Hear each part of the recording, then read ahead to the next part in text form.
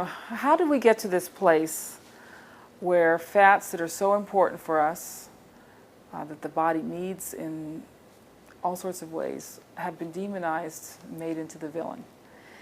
It was a very carefully orchestrated and calculated campaign by the vegetable oil industry to demonize their competition. And what was in animal fats that was not in vegetable oils? Saturated fat and cholesterol. So they zoomed in on these two things, and in something that cannot be supported by the science, made people afraid of saturated fat and cholesterol. We've seen two things. We've seen the addition of vegetable oils to the diet. That could be the liquid vegetable oils, which are highly processed, rancid, or it could be the vegetable oils that have been hardened to resemble animal fats. Those are the trans fats. We've never had these in the human diet in the history of the world. And these types of inappropriate fats, not only are they bad for you, but they have replaced the fats that are good for us. And the fats are so crucial for growth and development. Trans fats are sort of a disastrous entry into the food supply. Trans fats are basically they're not really synthetic fats. They're altered fats. I mean, the problem is that with all of the negative publicity that, in my opinion, is unwarranted about saturated fats, people had to find some way to duplicate the cooking properties of saturated fats. Saturated fats are great for cooking.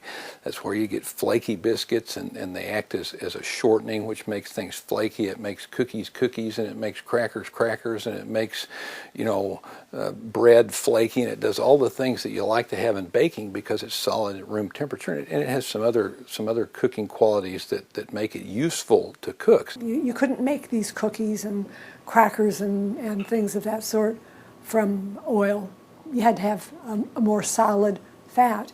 And the only way they could do that was to make the fat into something that wasn't what the oil had been. And the only way you could do that was to put it into a hydrogenator and make it solid.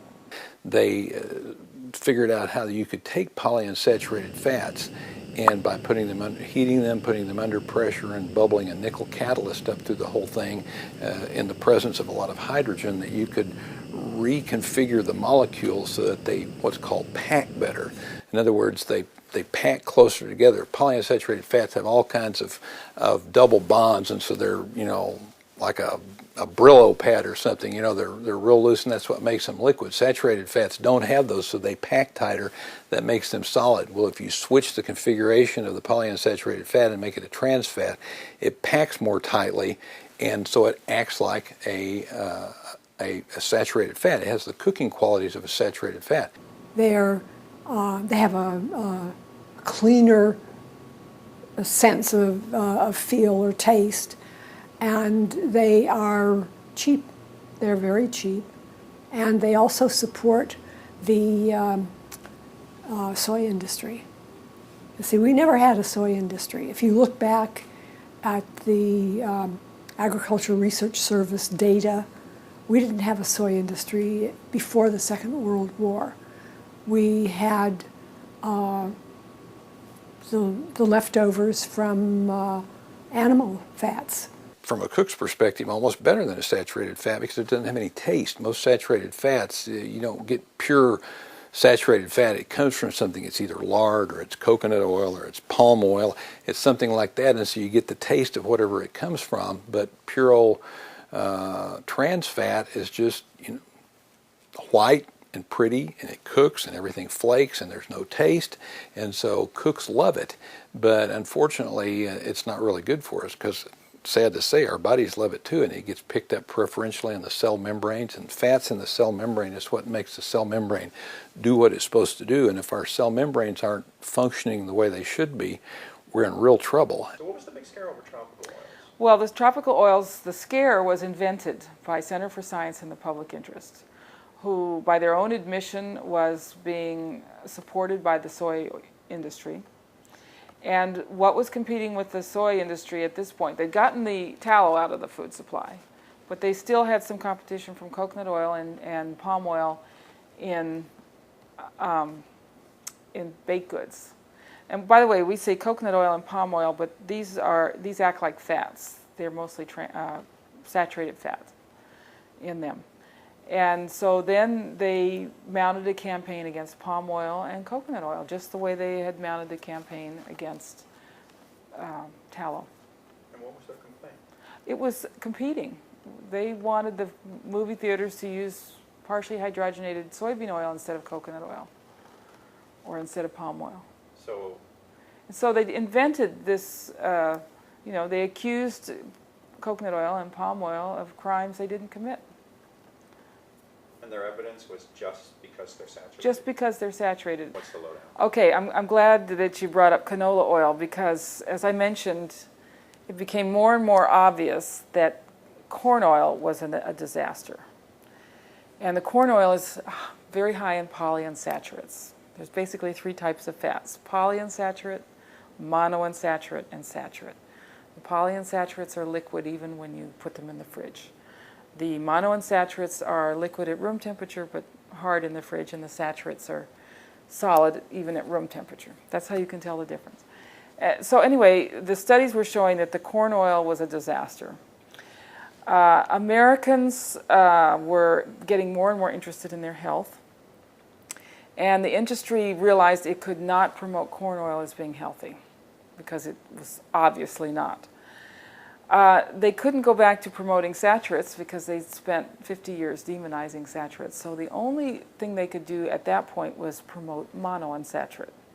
And that's when you started hearing about the wonderful Mediterranean diet, and they're healthy because they use olive oil. Well, the Mediterranean diet, and I was a student in southern France, and I can tell you that the Mediterranean diet is mostly organ meats. It's pâté, and cheese, a lot of saturated fat there. But they were saying it was because of the olive oil. The problem was there was not enough olive oil in the world to use in processed food, and olive oil, like animal fats, is expensive.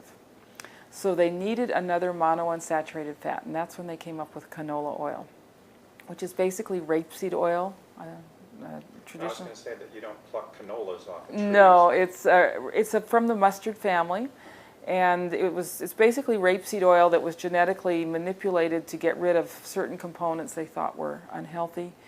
And it's grown a lot in Canada, so they named it after Canada. They really didn't think that the public would like to buy rapeseed oil, and so they named it canola oil. Canola oil was immediately promoted as being heart healthy. I thought, this is a great oil for the heart. It's low in saturated fat, has tons of monounsaturated, and as an added bonus, it has 10% omega-3 fatty acids.